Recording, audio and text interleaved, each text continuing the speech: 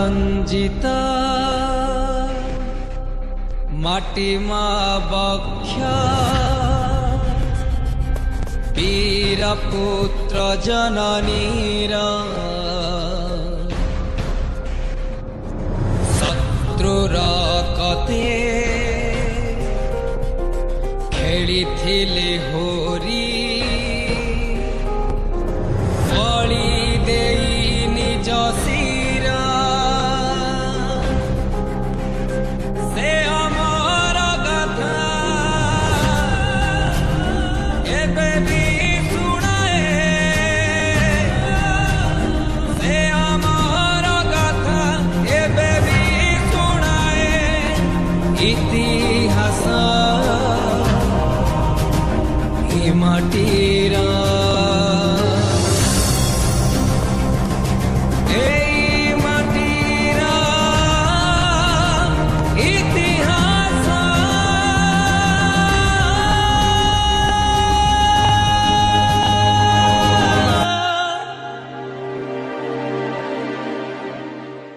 ଯନ୍ତ୍ରଣାର ସୀମା ନାହିଁ, ଆଖିରେ ନିଦ ନାହିଁ, ଚାଲୁ ଚାଲୁ ପାଦ ଦୁଇଟି କେବେ ଥକି ପଡ଼ି ନାହିଁ।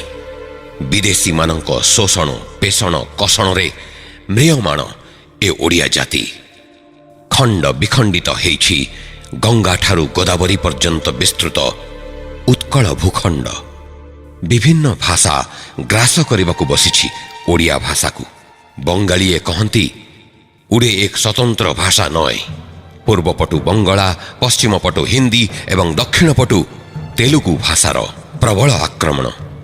ବିକଳରେ କାନ୍ଦୁଛି ଉତ୍କଳ ଜନନୀ। ରୂପ ତାର ବିକଳାଙ୍ଗ, କିଏ ପୋଛି ଦେଇପାରିବ ଜନନୀ ଆଖିରୁ ଲୁହ?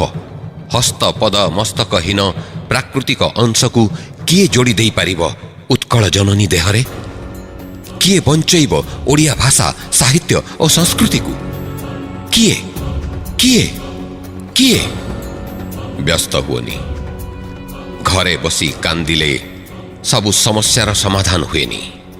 ଟିକିଏ ଦୂରକୁ ଚାହଁ। କେହି ଜଣେ ତରୁଣ ଇଆଡ଼କୁ ମାଡ଼ି ଆସୁଛି। ତମେମାନେ ଚିହ୍ନିଛ ତାକୁ? ନାଇଁ ନା?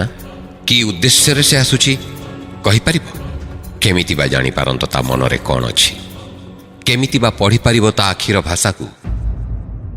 ସେ ଯୁବକ ଜଣକ ଆଉ କେହି ନୁହନ୍ତି। ସେ ହେଉଛନ୍ତି ଗୋପବନ୍ଧୁ ଦାସ, ଉତ୍କଳ ଜନନୀଙ୍କର ଯୋଗ୍ୟ ନନ୍ଦନ।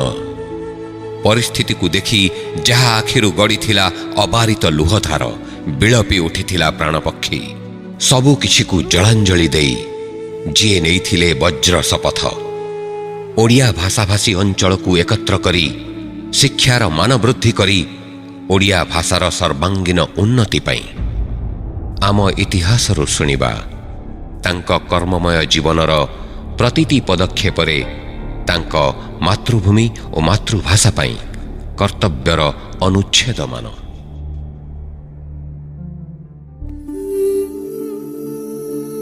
ଶୈଶବ ଅବସ୍ଥା ଖାଇବା ଖେଳିବା ଛଡ଼ା ଅନ୍ୟ କିଛି ମୁଣ୍ଡରେ ପଶେନି। ଗୋପବନ୍ଧୁ କିନ୍ତୁ ସମସ୍ତଙ୍କଠୁ ନିଆରା।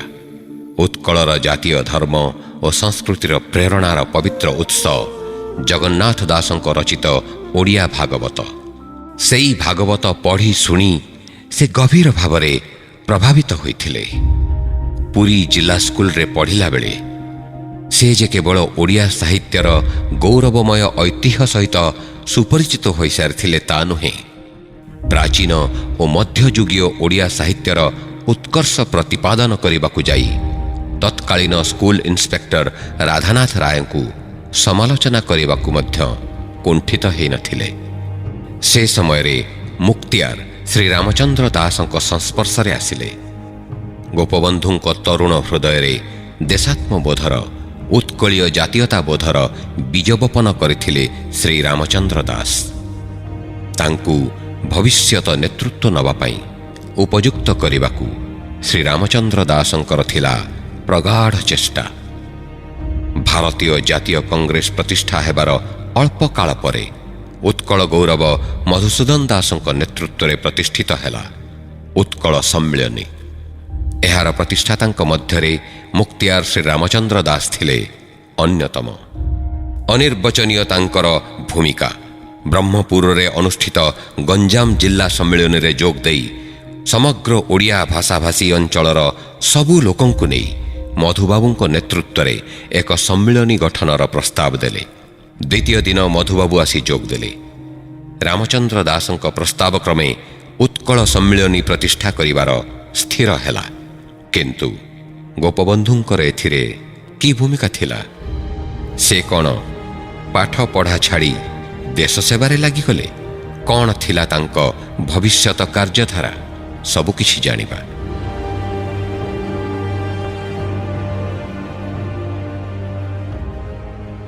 ସେହି ବର୍ଷ ରମ୍ଭାଠାରେ ରାଜନବରରେ ଅନୁଷ୍ଠିତ ରମ୍ଭା ସମ୍ମିଳନୀରେ ରାମଚନ୍ଦ୍ର ଦାସଙ୍କ ସହିତ ଗୋପବନ୍ଧୁ ମଧ୍ୟ ଯୋଗ ଦେଇଥିଲେ। ଉତ୍କଳ ସମ୍ମିଳନୀ ଓ ବ୍ରହ୍ମପୁର ସମ୍ମିଳନୀ ସେହି ଅଞ୍ଚଳରେ ଜାଗ୍ରତ ଓଡ଼ିଆ ଚେତନାର ପରିପ୍ରକାଶ ପାଇଁ ସୁଯୋଗ ଦେଇଥିଲା। 1903 ମସିହା କଥା। ଉତ୍କଳ ସମ୍ମିଳନୀର ପ୍ରଥମ ଅଧିବେଶନ ତତ୍କାଳୀନ ମାନ୍ଦ୍ରାଜ ପ୍ରଦେଶ ଅନ୍ତର୍ଗତ ପାରଳାଖେମୁଣ୍ଡିରେ ଅନୁଷ୍ଠିତ ହୋଇଥିଲା। ସେତେବେଳେ ଗୋପବନ୍ଧୁ ରେଭେନ୍ସା କଲେଜର ଛାତ୍ର ଥିଲେ। ସେ କେତେକ ବନ୍ଧୁଙ୍କ ସହିତ ଉତ୍କଳ ସମ୍ମିଳନୀର ସେହି ଅଧିବେଶନରେ ସ୍ୱେଚ୍ଛାସେବକ ରୂପେ ଯୋଗ ଦେଇଥିଲେ। ପ୍ରଥମ ଗୁରୁ ମୁକ୍ତିଆର ରାମଚନ୍ଦ୍ର ଗୋପବନ୍ଧୁଙ୍କ ହୃଦୟରେ ଯେଉଁ ଉତ୍କଳ ଜାତୀୟତାବାଦ ଜାଗରିତ କରିଥିଲେ, ତାହା ଏହି ସମ୍ମିଳନୀରେ ଶ୍ରୀ ଦାସଙ୍କ ସମ୍ପର୍କରେ ଆସିବା ଫଳରେ ପରିପୁଷ୍ଟ ହେଲା। ସେଇଠୁ ଆରମ୍ଭ ହେଲା ମଧୁବାବୁଙ୍କ ସହିତ ଗୋପବନ୍ଧୁଙ୍କର ଘନିଷ୍ଠ ସମ୍ପର୍କ। କେତେବେଳେ ମତୈକ୍ୟ, କେତେବେଳେ ମତବିରୋଧ ସତ୍ତ୍ୱେ ପ୍ରବୀଣ ଶ୍ରୀ ଦାସ ଓ ତରୁଣ ଗୋପବନ୍ଧୁଙ୍କ ଉଦ୍ଦେଶ୍ୟ ଏକ ଥିଲା।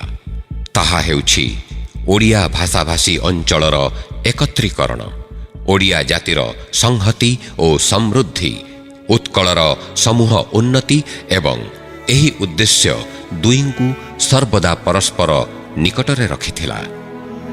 ଉତ୍କଳୀୟ ଜାତୀୟତାବାଦକୁ ବ୍ୟାପକ ଓ ଦୃଢ଼ୀଭୂତ କରିବାରେ ଉଭୟେ ଉତ୍କଳ ସମ୍ମିଳନୀ ପୀଠରେ ଉଦ୍ୟମ କରିଥିଲେ। ଏହି ସମ୍ମିଳନୀ ମାଧ୍ୟମରେ ଗୋପବନ୍ଧୁ ମୟୂରଭଞ୍ଜର ମହାରାଜା ଶ୍ରୀରାମଚନ୍ଦ୍ର ଭଞ୍ଜ, ଖଲିକୋଟର ରାଜା ହରିହର ମର୍ଦ୍ଦରାଜ, ପାରଳାଖେମୁଣ୍ଡିର ମହାରାଜା ବାମଣ୍ଡା ରାଜା, ସିଂହଭୂମିସ୍ଥ କେରାର ଜମିଦାର ପ୍ରଭୃତି ଏବଂ ସମ୍ବଲପୁରର ବିଶିଷ୍ଟ ଜନନେତା ଶ୍ରୀ ଚନ୍ଦ୍ରଶେଖର ବେହେରା ଓ ସିଂହଭୂମିର ଓଡ଼ିଆ ଆନ୍ଦୋଳନର ମୁଖ୍ୟ ପଣ୍ଡିତ କୃଷ୍ଣଚନ୍ଦ୍ର ଆଚାର୍ଯ୍ୟ ପ୍ରଭୃତି ବିଭିନ୍ନ ଶ୍ରେଣୀର ନେତୃବର୍ଗଙ୍କ ସଂସ୍ପର୍ଶରେ ଆସିବାର ସୁଯୋଗ ପାଇଲେ। ତରୁଣ ହେଲେ ବି ଗୋପବନ୍ଧୁଙ୍କ ଭିତରେ ନଥିଲା ତାରୁଣ୍ୟର ଉଦ୍ଦାମତା, ବିଶୃଙ୍ଖଳ ବ୍ୟାବହାରିକତା, କିନ୍ତୁ ଥିଲା ଚିନ୍ତାଧାରାରେ ସ୍ୱତନ୍ତ୍ରତା ଏବଂ ନିଜର ସ୍ୱାଧୀନ ମତ ବ୍ୟକ୍ତ କରିବାର ମାନସିକତା ଓ ସାହସିକତା। ଖଣ୍ଡ ବିଖଣ୍ଡିତ ଓଡ଼ିଶାର କରୁଣ ଚିତ୍ର, ବନ୍ୟା ଦୁର୍ଭିକ୍ଷ ପ୍ରପୀଡ଼ିତ ଉତ୍କଳୀୟଙ୍କର ଦାରିଦ୍ର୍ୟ ଓ ନିରକ୍ଷରତା, ରାଜନୈତିକ ଦୁଃସ୍ଥିତି ତାଙ୍କ ତରୁଣ ମନକୁ କରିଥିଲା ଦୁଃଖାଭିଭୂତ। ସ୍ୱକୀୟ ଆବେଗମୟ କବିତାରେ ଭରି ରହିଥିଲା ନୂତନ ଜାତୀୟତାବାଦର ମହାମନ୍ତ୍ର। ଉତ୍କଳବାସୀଙ୍କୁ ଜାତୀୟତାବାଦରେ ଉଦ୍ବୁଦ୍ଧ କରିବାର ପ୍ରଗାଢ଼ ପ୍ରଚେଷ୍ଟା। ସେ କହିଛନ୍ତି, ବ୍ୟାପକ ମହାଭାରତୀୟ ଜାତୀୟତାବାଦ ଭିତରେ ଉତ୍କଳୀୟ ଜାତୀୟତାବାଦ ହଜିଯାଇନି। ତାଙ୍କର ଚେତନାରେ, କାବ୍ୟ କବିତାରେ, ବକ୍ତୃତାରେ ସର୍ବଦା ଏହି ଦୁଇ ଜାତୀୟତାବାଦ ପରସ୍ପର ପରିପୂରକ ଭାବେ ପ୍ରକାଶ ପାଇଥାଏ। ଶିକ୍ଷାର ବିକାଶ ଲାଗି ଗୋପବନ୍ଧୁ ଗଢ଼ିଲେ ବନ ବିଦ୍ୟାଳୟ।